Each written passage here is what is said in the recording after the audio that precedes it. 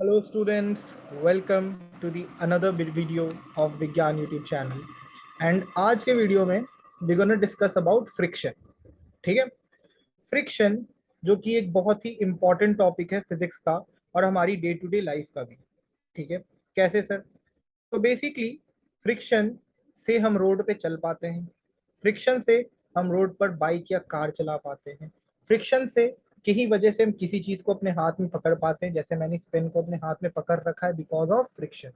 ठीक है, तो कोई भी चीज जो कि हम अपने डे टू डे लाइफ में कर पाते हैं with respect to either motion और with respect to either being still और situated at one place is due to friction. ठीक है, नहीं तो अर्थ की फोर्स ऑफ ग्रेविटी इतनी स्ट्रांग है कि वो हमें डिसरप्ट करने में या अनस्टेबल करने में उसको एक सेकेंड भी नहीं लगेगा. बट क्योंकि फ्रिक्शन है तो हम स्टेबली अपना सारा काम कर पा रहे हैं. ठीक है, बहुत सारे लोगों को मिसकंसेप्शन क्या होता है फ्रिक्शन को लेके कि फ्रिक्शन इज एन एनिमी.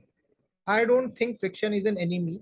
जिसने भी फ्रिक्शन को डीपली समझा है या पढ़ा है वो इस चीज को समझेगा कि friction is actually the truest friend of human civilisation.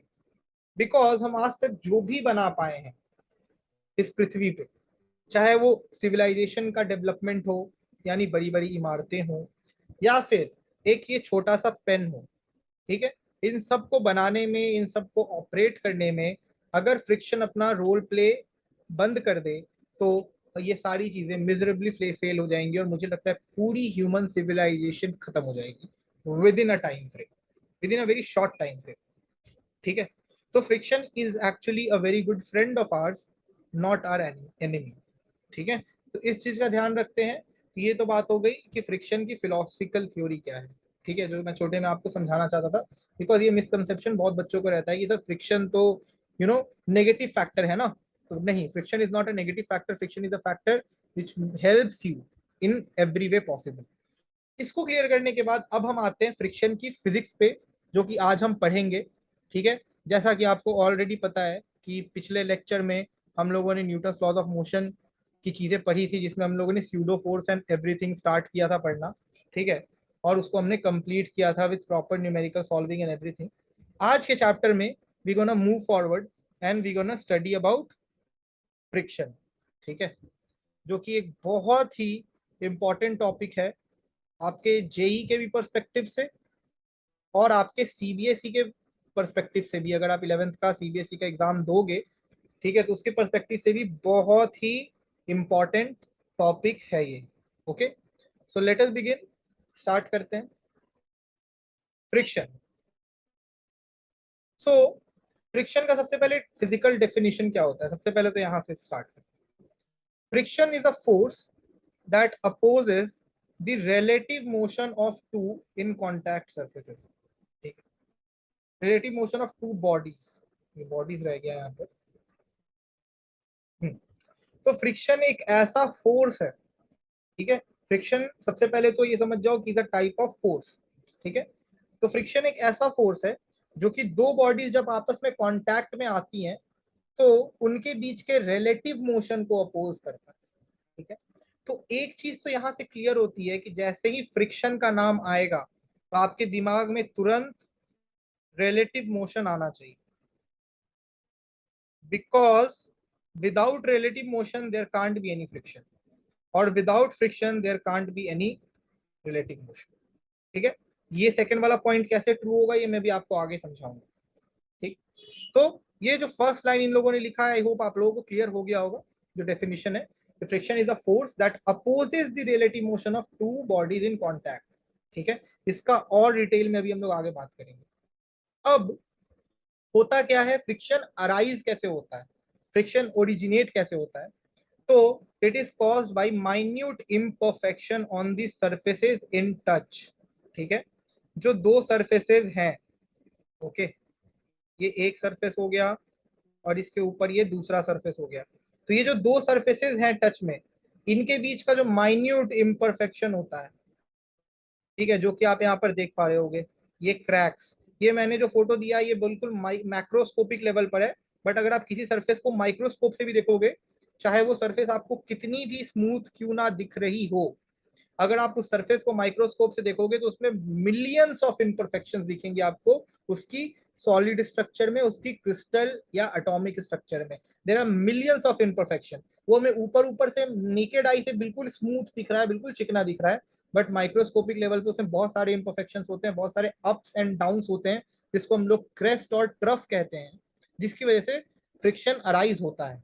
ठीक है, तो ये जो आप देख पा रहे हो इम्परफेक्शन एक सरफेस का, बेसिकली इसी की वजह से फ्रिक्शन प्रोड्यूस होता है दो सरफेस में। अब मान लो कि ऐसा एक जमीन है, उसके ऊपर सिमिलर टाइप का, सिमिलर क्रैक्स वाला एक और जमीन रख दिया हमने, या एक और ऑब्जेक्ट रख दिया हमने, तो अब अगर इन दोनों ऑब्जेक्ट के बीच में कोई भी घर्षण प्रोड्यूस होगा तो कैसे होगा? इनके बीच का क्रैक्स की वजह से होगा ना। ठीक है, समझ आ रही है बात? सो बेसिकली ये मैं बता रहा हूँ सरफेस माइक्रोस्कोपिक लेवल पे कैसा दिखता है। माइक्रोस्कोपिक लेवल पे, खैर इसके बारे में चलो आगे बात करेंगे, अभी रहने दो, इसके बारे में ना नेक्स्ट स्लाइड में बात करेंगे। हाँ, अभी देखो, friction is responsible for several phenomena in our daily life such as walking, मैंने बोला हम चल भी पाते हैं because of friction, driving a car and even holding a pen. ठीक है, ये सब में फ्रिक्शन का एप्लीकेशन होता है on a daily basis. Okay, चाहे आप रोड पे चल रहे हो, चाहे आप गाड़ी चला रहे हो, चाहे आपने एक पेन भी क्यों ना पकड़ रखा हो, ये सारी चीजें आप कर पा रहे हो ओनली बिकॉज ऑफ फ्रिक्शन। अब देखो, अगर फिजिकल डेफिनेशन या मैथमेटिकल डेफिनेशन की बात करें, ठीक है, तो मैथमेटिकल डेफिनेशन फ्रिक्शन का ये है। ठीक है, this is the mathematical definition. ये क्या बोलता है कि it is the tangential component of net contact force exerted by two in contact bodies. ठीक है, जब दो बॉडीज आपस में कांटेक्ट में आती हैं, तो जो नेट कांटेक्ट फोर्स होता है उसका जो टेंजेंशियल कंपोनेंट होता है, टेंजेंशियल कंपोनेंट यानी along the surface, tangential component यानी अलोंग द सरफेस, जैसे ये सरफेस है तो इसके अलोंग जो फोर्स लग रहा होगा उसको कहते हैं tangential component of the force, और ये जो होगा यही होगा फ्रिक्शन। ठीक है, इसको डिटेल में आगे समझेंगे। अब देखो, दो तरह की फ्रिक्शंस होती है बेसिकली, लार्जली। ठीक है, एक होती है स्टैटिक फ्रिक्शन, दूसरी होती है काइनेटिक फ्रिक्शन। क्या होती है? एक होती है स्टैटिक फ्रिक्शन और दूसरी क्या होती है? Kinetic friction. ठीक है, तो static friction is the frictional force that opposes the motion of an object when it is at rest। ठीक है, तो अब समझ लो कि दो ऑब्जेक्ट्स हैं, एक ऑब्जेक्ट ए, दूसरा ऑब्जेक्ट बी। ये दोनों ऑब्जेक्ट अभी रेस्ट में है, इस पे कोई एक्सटर्नल फोर्स नहीं लगा। ठीक है, आप सोचो ये दोनों ऑब्जेक्ट अभी भी रेस्ट में कैसे हैं, एक दूसरे के ऊपर कैसे बैठे हुए, कैसे बैठ पा रहे हैं, कैसे बिना हिले हुए एक दूसरे के ऊपर ये स्टेबली बैठ पा रहे हैं? It is because of the static friction acting between them.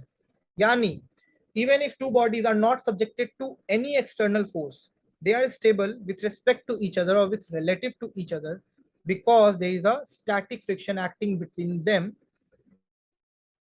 ठीक है, जिसको हम लोग एफ एस से डिनोट करते हैं, tangentially along the surface of contact so that both the surfaces remains stable। ठीक है, and does not move relative to each other। but kinetic friction, ठीक है, काइनेटिक फ्रिक्शन एक ऐसा फ्रिक्शनल फोर्स है that opposes the motion of an object when it is in motion. अब मान लो मैंने इस पे एफ न्यूटन का फोर्स लगाया, ठीक है, और ये जो एफ है ये ग्रेटर देन है एफ एस, यानी ये जो मैंने फोर्स लगाया ये स्टैटिक फ्रिक्शन के फोर्स से ज्यादा है। तो अब इस डायरेक्शन में एक नेट एक्सेलरेशन या नेट वेलोसिटी प्रोड्यूस होगी दोनों बॉडीज के बीच में। तो ये अगर आगे जाएगा तो ये कहाँ जाएगा? पीछे की तरफ जाएगा। ठीक है, तो जैसे ही इन दोनों ऑब्जेक्ट्स के बीच में रिलेटिव मोशन स्टार्ट होगा तो एफ एस जो है वो कन्वर्ट हो जाएगा एफ के में, यानी काइनेटिक फ्रिक्शन। ठीक है, एफ एस जो है वो कन्वर्ट हो जाएगा एफ के में।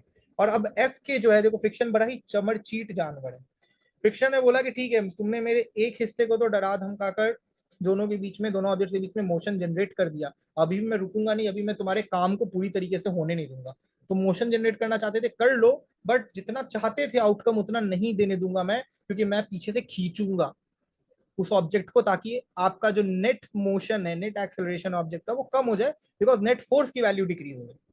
ठीक है, तो अब ये जो स्टैटिक फ्रिक्शन है ये कन्वर्ट हो गया काइनेटिक फ्रिक्शन में when two bodies are moving with relative to each other, and because of this the net acceleration or the net velocity of the body gets decreased. ठीक है, तो kinetic friction कब लगता है? जब two bodies are in motion with relative to each other. अब दो और तरीके के फ्रिक्शन है, जैसे एक हो गया रोलिंग फ्रिक्शन और एक हो गया फ्लूइड फ्रिक्शन. अब ये जो रोलिंग फ्रिक्शन और फ्लूइड फ्लूइड फ्रिक्शन है, ठीक है, ये तब लगता है जब किसी रोलिंग ऑब्जेक्ट के बीच में फ्रिक्शन लग रहा हो. यानी मान लो एक व्हील है और ये एक जमीन है, ठीक है, जमीन पे ये व्हील रोटेट कर रहा है, तो इस पे जो फ्रिक्शन लग रहा होगा इसको एफ आर से डिनोट करते हैं. रोलिंग फ्रिक्शन हो गया ये.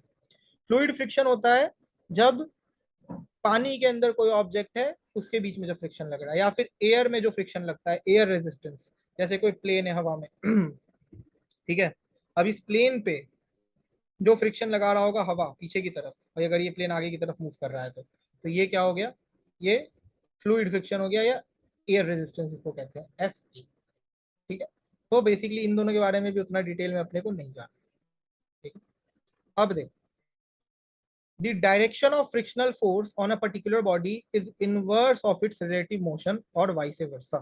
जैसा कि मैंने बताया, अगर बॉडी इस तरफ मूव कर रही है तो फ्रिक्शन इस तरफ लगेगा, अगर इस तरफ मूव कर रही है तो फ्रिक्शन इस तरफ लगेगा. अब आते हैं थोड़ा माइक्रोस्कोपिक स्ट्रक्चर पे, जिसके बारे में मैंने आपको बोला था, मैं आपको ध्यान से समझाऊंगा. तो देखो, ये गाड़ी है, रोड पे खड़ी है, ठीक है.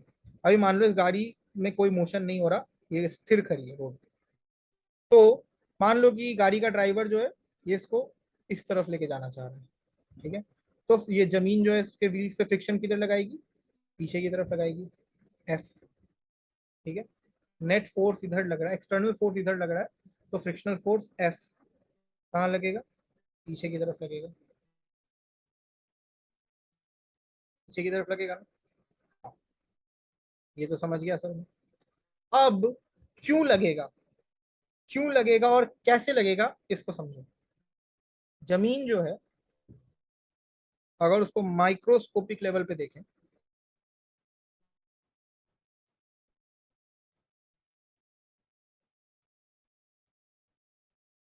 तो माइक्रोस्कोपिक लेवल पे जमीन में बहुत सारे इरेगुलरिटीज होंगी इस तरीके की. ठीक है, ये ऊपर वाला जो हिस्सा है,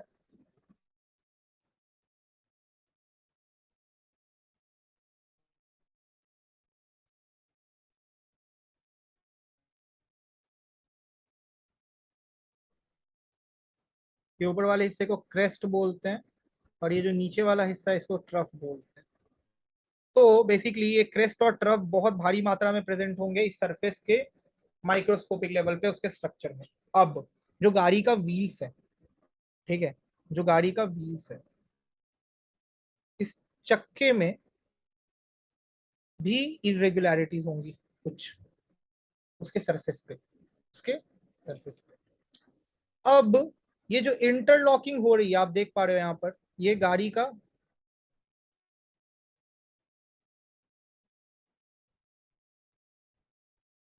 ठीक है, और ये अपने रोड का, ये जो इंटरलॉकिंग देख रहे हो ना, इस इंटरलॉकिंग की वजह से ही, इस इंटरलॉकिंग की वजह से ही ये कार स्टेबली खड़ा हो पा रहा है जमीन पे.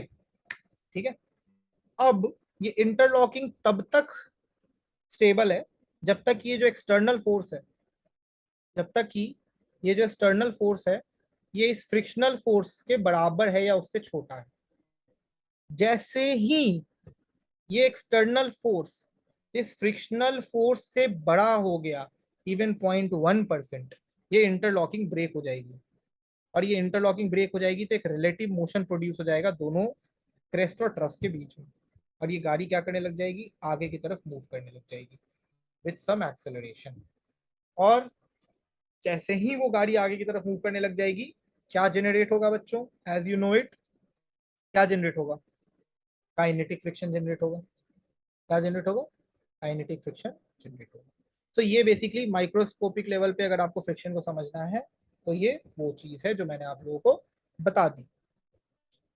अब देखो, कुछ और इंपॉर्टेंट पॉइंट्स हैं.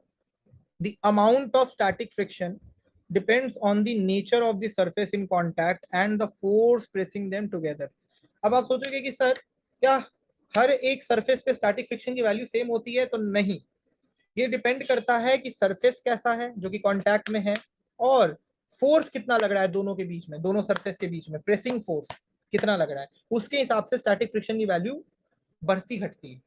ठीक है, जो कि आगे का पॉइंट है कि जो फोर्स ऑफ स्टैटिक फ्रिक्शन होता है ना, it increases as the force pressing the surfaces together increases. जैसे दो सरफेस हैं,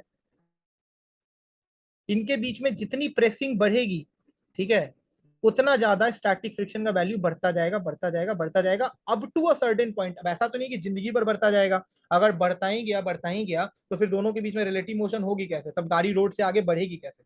तो एक पॉइंट तो होगा ना जहां पर जाके स्टैटिक फ्रिक्शन को हार मानना पड़ेगा कि भैया हमसे तो हो गया, अब हमसे इससे ज्यादा हमारे में ताकत नहीं है, हमें बख्श दो।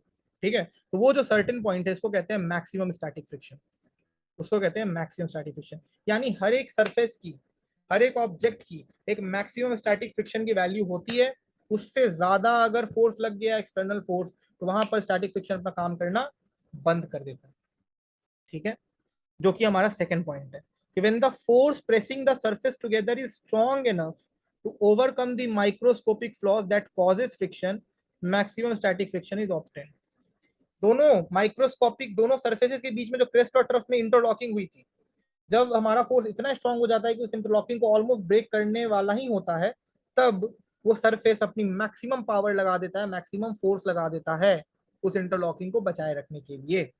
ठीक है, और जैसे ही अप्लाइड फोर्स एक्सीड कर जाता है मैक्सिमम स्टैटिक फ्रिक्शन को, क्या कर जाता है, एक्सीड कर जाता है। इसको मैं हाईलाइट कर दे रहा हूं, एक्सीड कर जाता है, तो जो ऑब्जेक्ट है वो मूव करने लग जाता है, और फोर्स ऑफ फ्रिक्शन स्टैटिक से क्या बन जाता है, काइनेटिक फ्रिक्शन। ये सब मैं आपको बता ही चुका हूँ। ठीक है, तो स्टैटिक फ्रिक्शन का क्या ऐसे रोल है कि वो ऑब्जेक्ट्स को रेस्ट पे रहने में प्रिवेंट, रेस्ट में रहने पे मजबूर करता है, और स्लाइडिंग या मूविंग से प्रिवेंट करता है, जब तक कि कोई एक्सटर्नल फोर्स अप्लाई उन पे ना किया जाए, क्योंकि मैं आप लोग को ऑलरेडी ये सब पॉइंट बता चुका हूँ। अब देखो, एक्सपेरिमेंटली ये डिस्कवर किया गया है कि जो लिमिटिंग वैल्यू होती है स्टैटिक फ्रिक्शन की, जिसको हम लोग एफ एल या एफ एस से डिनोट करते हैं, ठीक है, और जो कांस्टेंट वैल्यू होती है काइनेटिक फ्रिक्शन की, ठीक है, वो डायरेक्टली प्रोपोर्शनल होते हैं नॉर्मल रिएक्शन से, जो कि दो बॉडीज के बीच में लग रही होती है।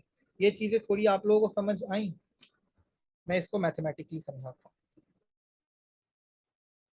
जो स्टैटिक फ्रिक्शन है, ठीक है, एफ एल, ठीक है, या फिर जो काइनेटिक फ्रिक्शन है एफ के, ये दोनों किसके डायरेक्टली प्रोपोर्शनल होता है, नॉर्मल रिएक्शन।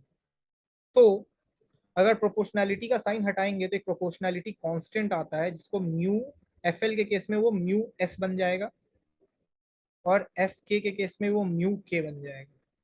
ठीक है, अब ये जो है F L is equal to mu S N और F K is equal to mu K N, यही फॉर्मूला है स्टैटिक फ्रिक्शन और काइनेटिक फ्रिक्शन का, जहां पर म्यू एस जो है उसको कहते हैं कोएफिशिएंट ऑफ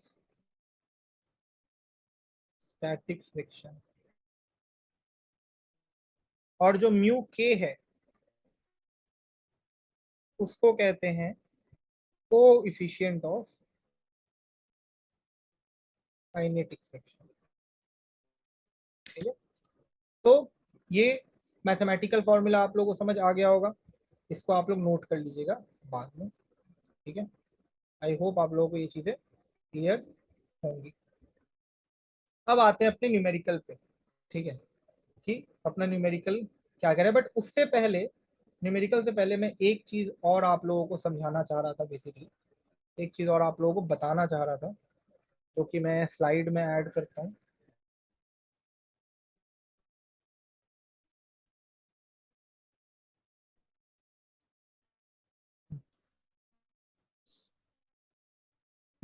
देखिए,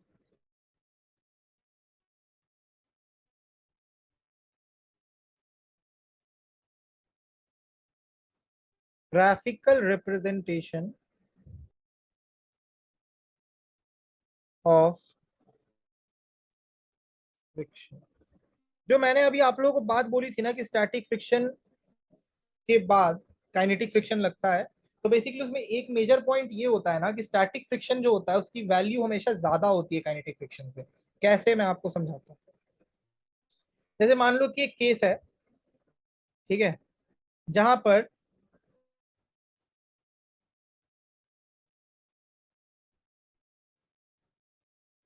जो एक्सटर्नल फोर्स है, ठीक है,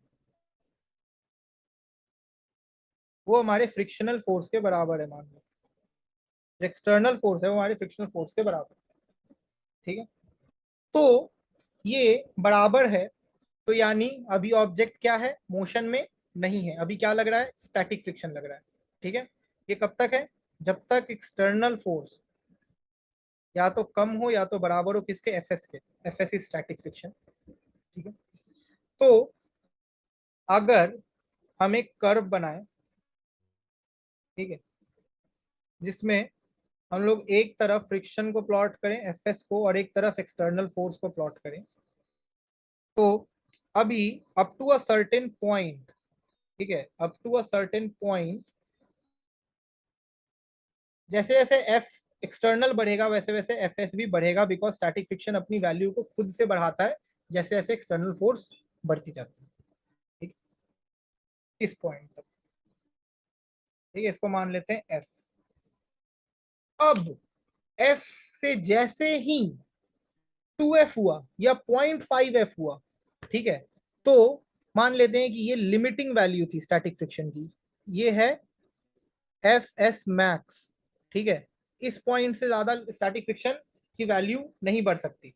अब अगर हम थोड़ा सा भी फोर्स बढ़ाएंगे तो काइनेटिक फ्रिक्शन ऑपरेट करने लग जाएगा, और काइनेटिक फ्रिक्शन क्या होगी, थोड़ा सा वैल्यू को डिक्रीज करेगा, ठीक है, थोड़ा सा वैल्यू को डिक्रीज करने के बाद वो कांस्टेंट हो जाएगा, कांस्टेंट हो जाएगा। तो बेसिकली ये जो कर्व था ऑब्लिक स्ट्रेट लाइन, ये स्टैटिक फ्रिक्शन दर्शा रहा था, और ये काइनेटिक फ्रिक्शन दर्शा, काइनेटिक फ्रिक्शन दर्शा, ठीक है। तो इसका मतलब हमेशा याद रखना कि static friction is always and always less than, sorry, is always and always greater than kinetic friction, ठीक है। अब इसके पीछे की जो फिजिक्स है वो आपको ज्यादा जानने की जरूरत नहीं है, ना ही आपके सिलेबस में है, तो आप इसको केवल ध्यान में रखिए, ठीक है, ना ही मैं उतने डिटेल में जाऊंगा, ठीक है, क्योंकि आपके सिलेबस में नहीं है। अब आते हैं अपने पहले न्यूमेरिकल पे, ठीक है, कि a block of mass 5 kg is placed on a rough horizontal surface, ठीक है, एक रफ हॉरिजॉन्टल सरफेस पे 5 kg का मास हमने प्लेस कर दिया है, इसका कोफिशिएंट ऑफ फ्रिक्शन कितना है, 0.3 है, ठीक है। अब एक 20 न्यूटन का फोर्स हम अप्लाई कर रहे हैं ब्लॉक पे हॉरिजॉन्टली, क्या कर रहे हैं, एक 20 न्यूटन का फोर्स ब्लॉक पे हॉरिजॉन्टली अप्लाई कर रहे हैं, तो force of friction acting on the block and the acceleration of the block, यही पूछा जा रहा है। तो एक ब्लॉक है 5 kg का, एक रफ हॉरिजॉन्टल सरफेस पे है, ये रहा, ठीक है, कोफिशिएंट ऑफ फ्रिक्शन कितना है, 0.3 है, ठीक है, 20 न्यूटन का फोर्स लग रहा है हॉरिजॉन्टली, ठीक है। तो फोर्स ऑफ फ्रिक्शन बताना है और एक्सेलरेशन बताना है ब्लॉक का, ठीक है। तो सबसे पहले फोर्स ऑफ फ्रिक्शन निकालते हैं। तो फोर्स ऑफ फ्रिक्शन का फॉर्मूला क्या होता है बच्चे, म्यू एन, मैंने अभी आप लोगों को बताया था, सॉरी ये एफ यूज नहीं करूंगा, कर्व्ड एफ यूज करूंगा फ्रिक्शन के लिए, हाँ। तो एफ इज इक्वल टू क्या होता है, म्यू एन होता है, अभी मैंने आप लोगों को ऊपर में बताया था ना यहाँ पे, ठीक है। तो F is equal to mu N है, ठीक है, तो यहाँ पर म्यू कितना है, 0.3, और एन कितना लगेगा, नीचे में 50 न्यूटन, अगर 10 metre per second square acceleration due to gravity ले ले, ऊपर में नॉर्मल रिएक्शन, तो नॉर्मल रिएक्शन किसके बराबर हो जाएगा, 50 के बराबर, तो 0.3 इंटू 50, यही हो जाएगा, तो ये almost 49, sorry not 49,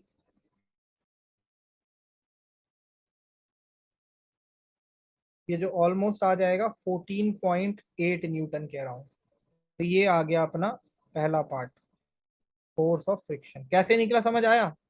force of friction is equal to mu N, यहाँ पर काइनेटिक स्टैटिक की बात ही नहीं हो रही, ठीक है, हम लोग सिंपल फ्रिक्शन की बात कर रहे हैं, ठीक है, क्योंकि ऑलरेडी ब्लॉक मूव कर रहा है तभी तो उसमें एक्सेलरेशन प्रोड्यूस हो रहा है, तो काइनेटिक फ्रिक्शन ही ले लेते हैं ना, काइनेटिक फ्रिक्शन ही होगी ये, ठीक है। हमें अब क्या निकालना है, नॉर्मल रिएक्शन निकालना था, तो हमने उसका फ्री बॉडी डायग्राम बनाया, उससे हमें नॉर्मल रिएक्शन की वैल्यू मिल गई, उससे हमने फॉर्मूले में पुट किया और हमें फोर्स ऑफ फ्रिक्शन मिल गया। अब अगर एक्सेलरेशन निकालना है तो सबसे पहले हमें क्या करना पड़ेगा, सबसे पहली और सबसे बेसिक चीज एक्सेलरेशन निकालने के लिए क्या चाहिए होती है, नेट फोर्स। क्या चाहिए होता है, नेट फोर्स। ठीक है, ये है part B, this was part A. Net force क्या होगा बच्चे, एक फोर्स 20 न्यूटन का इधर लग रहा है, एक फोर्स पीछे लग रहा है 14.8 न्यूटन का, जो कि फ्रिक्शनल फोर्स है। ठीक है, तो 20 न्यूटन माइनस 14.8 न्यूटन क्या हो जाएगा, 5.2 न्यूटन। ये आ गया नेट फोर्स। मास पता ही है, तो force by mass 5.2 divided by 5। ठीक है, ये क्या आ जाएगा, 1.057 मीटर पर सेकेंड स्क्वायर। ये आ गया एक्सेलरेशन की वैल्यू। समझ में आई बात।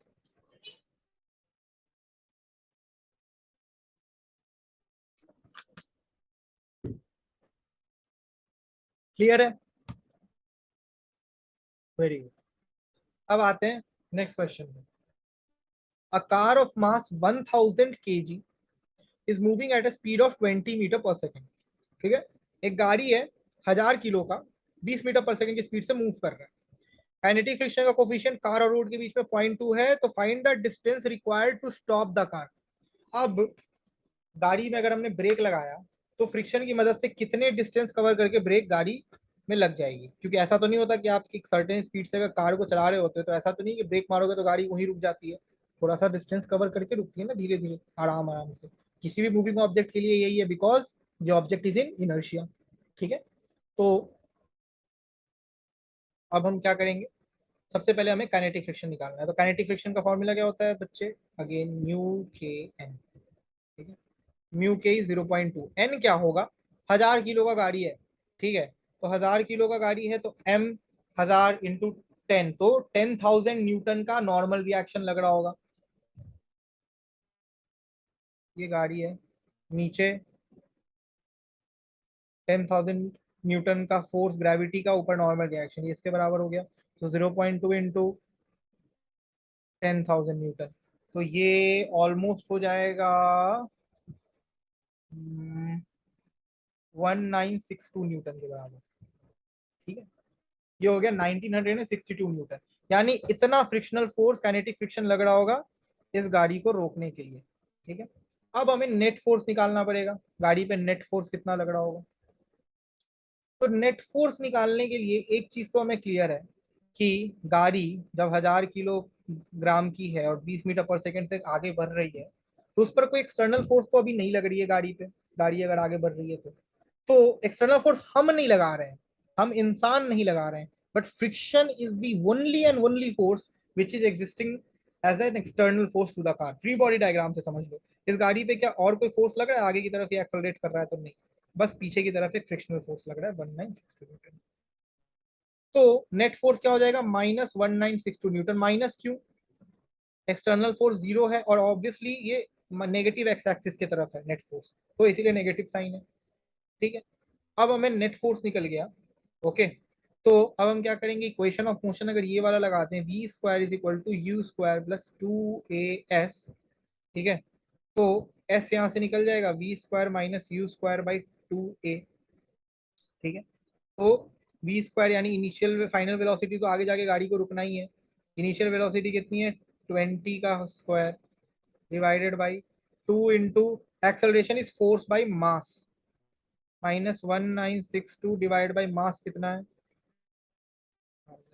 इसको निकाल लेना, what ever will come is your answer, what ever will come is your answer. समझ आई।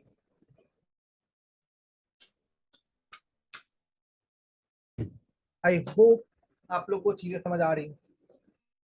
ठीक है, कोई डाउट हो कमेंट सेक्शन में लिख के बताओ। अब एक छोटा सा कंसेप्ट है एंगल ऑफ फ्रिक्शन का। क्या है, angle of friction. Angle of friction और एंगल ऑफ रिपोज बहुत ही छोटा सा कंसेप्ट है, फटाफट निपटाएंगे। ठीक है, क्या बोलता है ये, it is a measure of resistance to sliding और motion between two surfaces in contact. ठीक है, it is defined as the angle between the normal force on the surface and resultant force of maximum static friction that can be developed between two surfaces. ये सारी बकवास की बातें mathematics से समझो, ठीक है।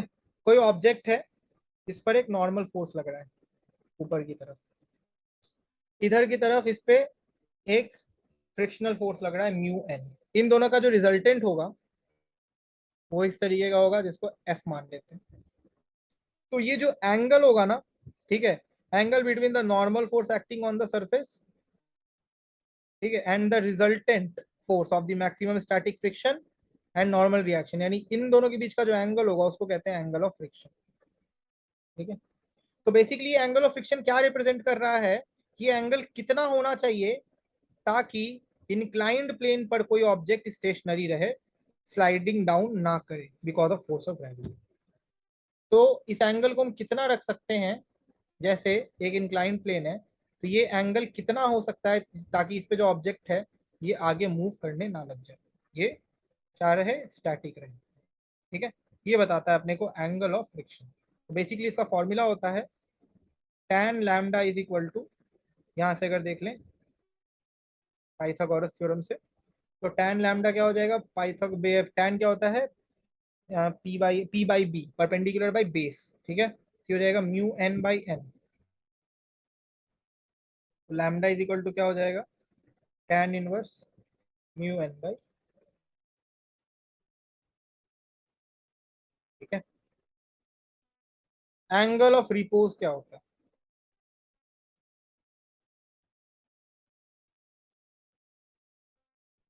Angle of repose, angle of repose is the maximum angle at which a granular material or a loose bulk material will remain at rest on a flat surface on an incline. It is the steepest angle at which material can be piled up without collapsing, ठीक है। कैसे, इस definition को रहने देते हैं, mathematics से समझते हैं, ठीक है।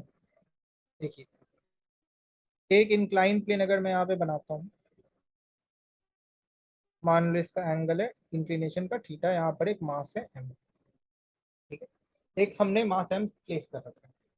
तो इस पर क्या क्या फोर्स लगेगा, एक लगेगा एम जी, ठीक है, एक लगेगा नॉर्मल रिएक्शन, ठीक है। अब जो नॉर्मल रिएक्शन लगेगा एन इज इक्वल टू क्या हो जाएगा, ये हो जाएगा एम जी कॉस थीटा, और इसका एक कंपोनेंट यहाँ पर लगेगा एम जी साइन थीटा, ठीक है। और पीछे लग रहा है फ्रिक्शनल फोर्स एफ एस, क्योंकि अभी ऑब्जेक्ट रेस्ट में। तो फ्री बॉडी डायग्राम से एन इज इक्वल टू क्या हो गया, एम जी कॉस थीटा हो गया, ठीक है। और F S is equal to क्या हो गया, mu M G sine theta. क्यों हो गया mu M G sine theta, because F S is equal to mu N, याद रखना इस चीज को, ठीक है। तो F is equal to M G sine theta हुआ, एफ इज इक्वल टू क्या हो गया, M G sine theta driving force है जो कि पुल कर रहा होगा down the plane, down the plane जो पुल कर रहा है वो कौन सा फोर्स है, एम जी साइन थीटा, यही है ना एक्सटर्नल फोर्स, ग्रेविटी का हॉरिजॉन्टल कंपोनेंट, यही तो इसको नीचे पुल करने में हेल्प करेगा, ठीक है।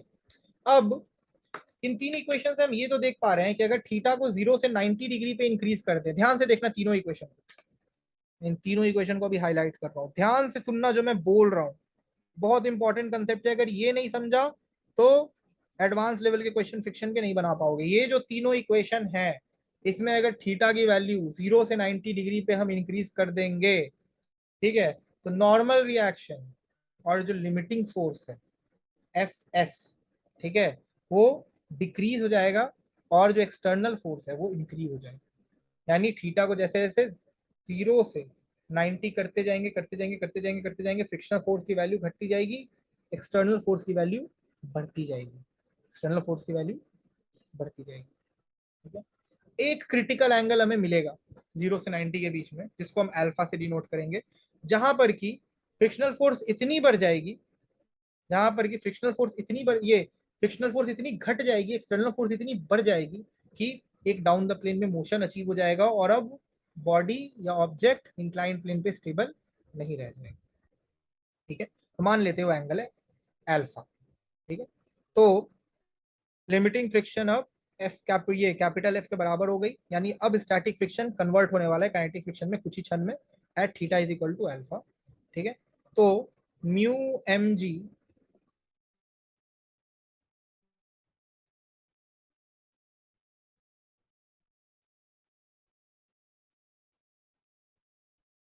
Mu M G cos alpha, ये वाला एफ एल, ठीक है, ये किसके बराबर हो गया, एम जी साइन एल्फा के बराबर, यानी एक्सटर्नल फोर्स के बराबर, ठीक है।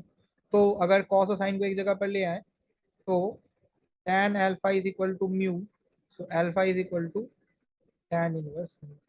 This is the formula of angle of repose for an object with a coefficient of friction as mu, with a coefficient of friction as mu.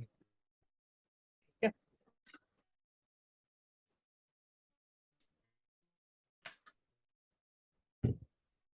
Okay. अब आते हैं इस बढ़िया से सवाल पे। A granular material with particle size of 0.5 mm is poured on a flat surface. एक flat surface पे हमने ग्रैनुलर मटेरियल यानी बहुत ही छोटा सा कण को हमने पोर कर दिया जिसका पार्टिकल साइज 0.5 mm का है, ठीक है। अब वो मटेरियल ने कोनिकल पाइल बना लिया, यानी एक सरफेस था इस पे हमने ग्रैनुलर मटेरियल को पाइल किया और ये ऐसे एक कोनिकल पाइल बना लिया, कोन जैसा शेप बना लिया, ठीक है। और इसकी हाइट कितनी हो गई, हाइट हो गई 10 सेंटीमीटर। और बेस का जो डायामीटर बना, ऐसे जैसे कोन बना ना, जो बेस का डायामीटर है वो कितना है,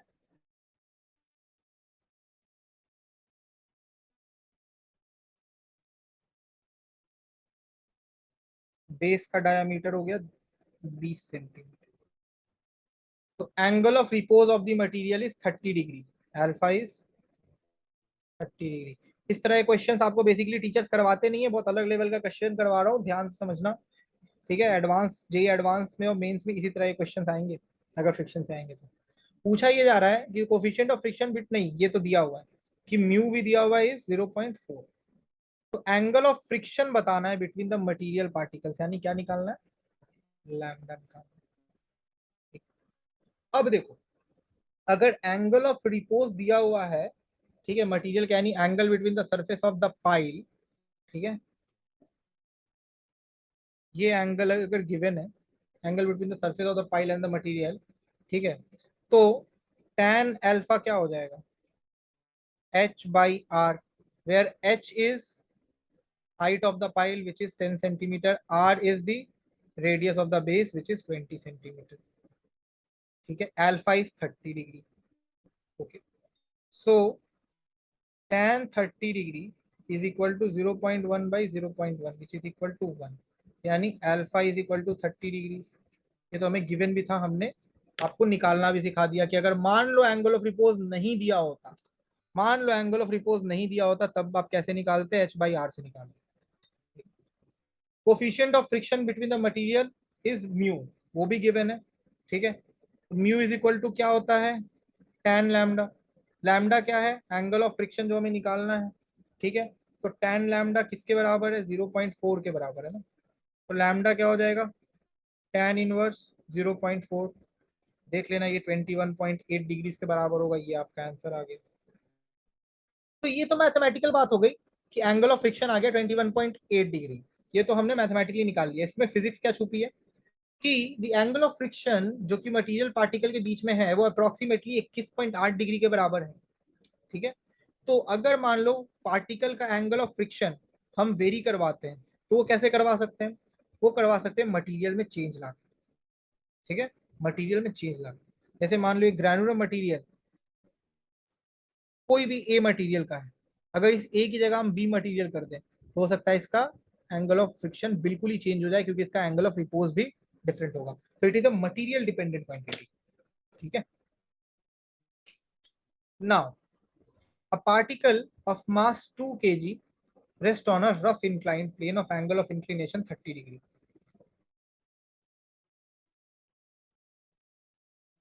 सबसे पहले फिगर बना दो question. Coefficient of static friction between the particle and the plane is 0.4। Find the minimum force required to start the particle moving up the plane.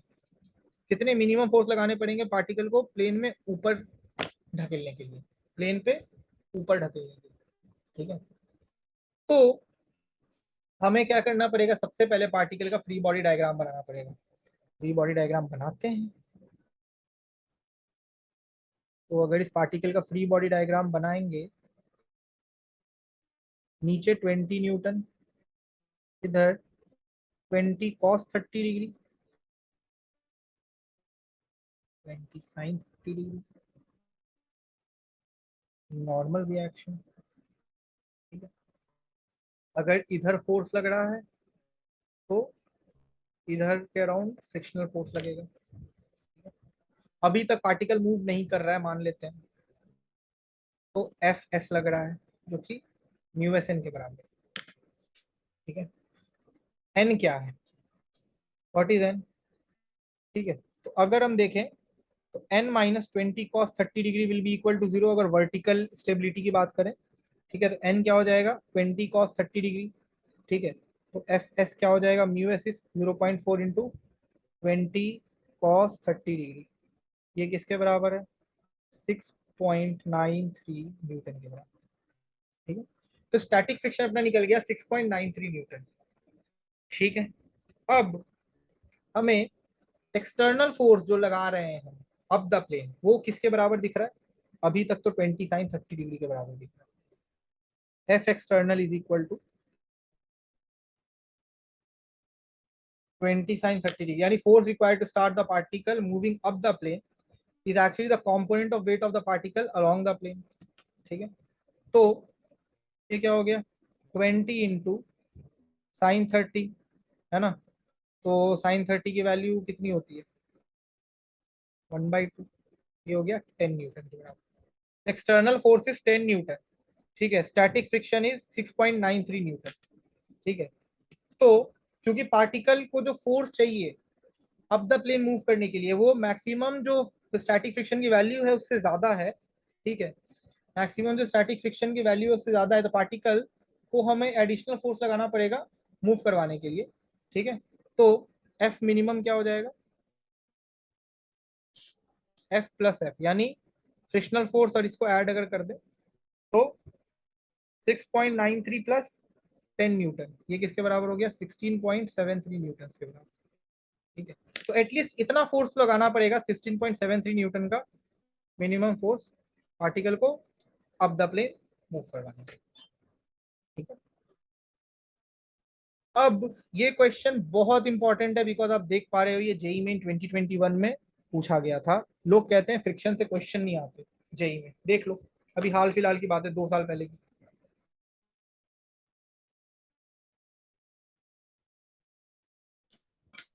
कितना डायरेक्ट क्वेश्चन आया हुआ है, कितना डायरेक्ट क्वेश्चन आया हुआ है अभी आपको पता चलेगा, कितना हलवा क्वेश्चन है ये। एक ब्लॉक है जिसका मास 2 kg है, उसको हमने हॉरिजॉन्टल प्लेन पे रख लिया। ठीक है,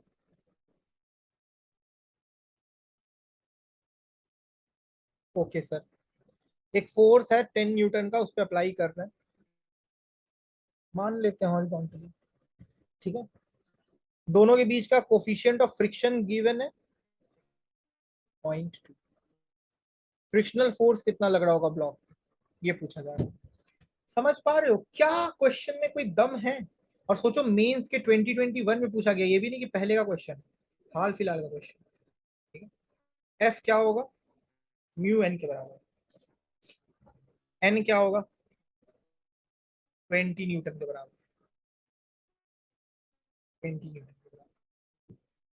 तो म्यू इज 0.2 और ये है 20 न्यूटन, तो ये हो गया 4 न्यूटन। ठीक है, फ्रिक्शनल फोर्स क्या हो गया 4 न्यूटन। ये आंसर, आंसर खत्म, बिल्कुल यही था इस क्वेश्चन में। इतना लुलू पुचू सवाल, इतना इजी पीजी लेमन स्क्वीजी सवाल पूछा गया था आपसे फ्रिक्शन चैप्टर। ठीक है, so this is all about it regarding friction. Friction में इससे ज्यादा आपको कुछ और पढ़ने की जरूरत नहीं है, फ्रिक्शन चैप्टर आपका यहीं पे समाप्त होता है। ओके, आई होप आप लोगों को कुछ क्लैरिटी मिली होगी, चीजें समझ आई होंगी। सेशन का नोट्स डिस्क्रिप्शन में मिल जाएगा आपको। और साथ साथ एक चीज का ध्यान रखिएगा, वो ये कि आप इस अगर किस टॉपिक पे इस वीडियो में आपको कोई भी किसी भी तरह की डाउट हो, आप प्लीज कमेंट सेक्शन में लिखिए कि सर ये टॉपिक मुझे समझ नहीं आया, मैं आपको एक्सप्लेन करूंगा फिर से उस टॉपिक पे वीडियो बना के, कोई दिक्कत नहीं है मुझे, ठीक है। बट आप लोग लिखो तो सही, अपनी फीडबैक दो तो सही, ठीक है। I am waiting for that. And also if you find this channel useful and educative or informative for you, ठीक है, then please like this video, share it with your fellow friends and subscribe to the channel. That's all I'll say. Goodbye, see you in the next one, take care.